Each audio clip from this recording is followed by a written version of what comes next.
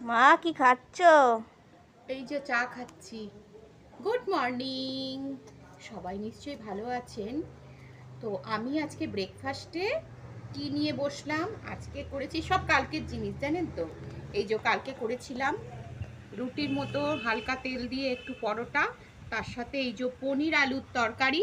তো এইটা নিয়েই আজকে, কারণ আমি হচ্ছে রাত্রিবেলা খাওয়া দাওয়া করি না তো সেরকমভাবে, মানে হালকা খাই। এসব রুটি পরোটা এসব কিছুই খাই না, একটু চেষ্টা করছি আর হেলদি খাবার খাবার। তো সকালবেলা কিন্তু আমি একটু ছোট্ট বাটি করে চিয়া সিড আর ওটস খেয়ে নিয়েছি। তারপরে এই যে এই খাবারটা খাচ্ছি, খেয়ে স্কুলে বেরিয়ে যাব। আজ ইচ্ছা আছে স্কুলে টিফিন নিয়ে যাব না।